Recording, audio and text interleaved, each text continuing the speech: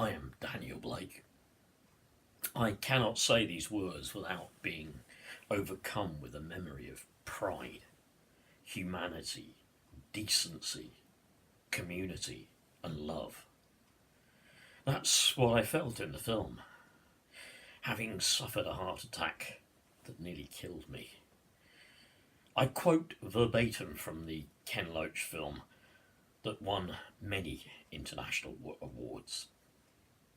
I am not a client, a customer, nor a service user. I'm not a shirker, a scrounger, a beggar, nor a thief. I'm not a national insurance number, nor a blip on a screen.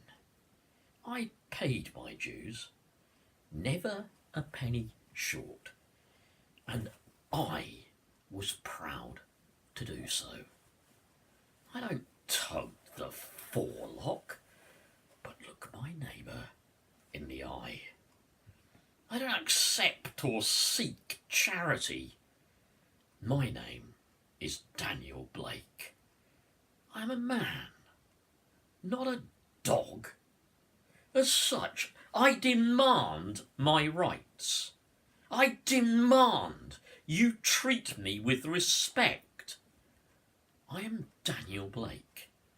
I am a citizen. Nothing more, nothing less. Thank you.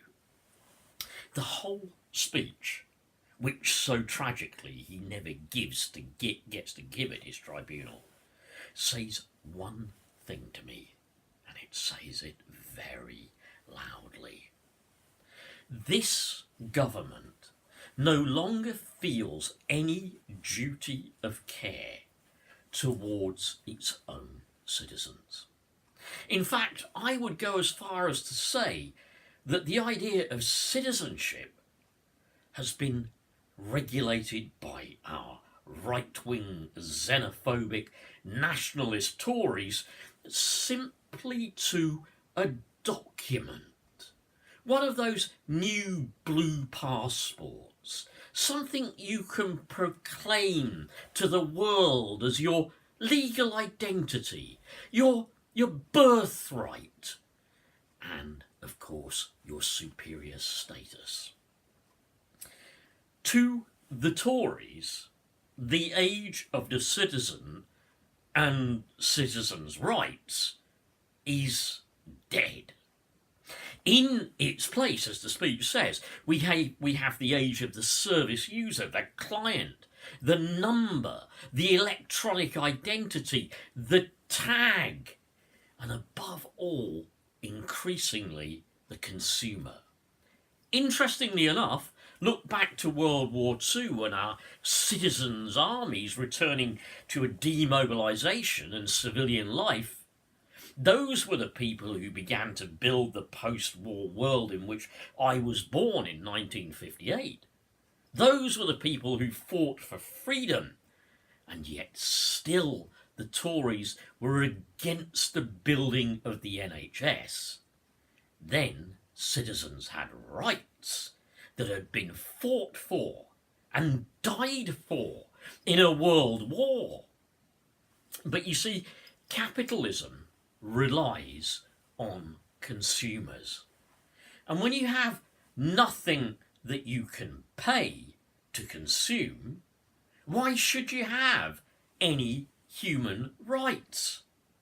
In fact, in true service conservative tradition, why should the state owe you anything? If you don't work and have the means to consume, why should the state support you and your family? If you lose a leg or an arm in an industrial accident, if you're crippled through long-term illness, not only can you not consume, you cannot produce. Why should you not just be left out there to freeze and die? Consider, alternatively, this image from nature. Although the Nazis hijacked the image of the wolf, and used it to talk about hunter-killer submarine packs, there is an image of the wolf few people ever see. When a pack travels, the most dominant and the strongest members of that pack are at the back. The pregnant females, the young, the old, the sick, are normally in the middle of the pack, protected front and rear from predators. The other thing is that despite what you might think, the pack moves at the pace of its slowest member. This is, to me, an excellent example from nature of what it means to be a real citizen. I think it's vital that we understand that the Tories are taking this idea of being a citizen who has paid their dues, to mean nothing at all. I think we must understand that the Tory state owes nothing to anybody at all. To a Tory, there should be no social safety net. To a Tory, there might be Christian charity, the Christian charity of others, or the workhouse, but the state has no duty to protect its citizens, who have even fought in its wars, built the NHS, and used their own hard work to build the world in which we live today. You see, that is why the Tories always preach about the small state.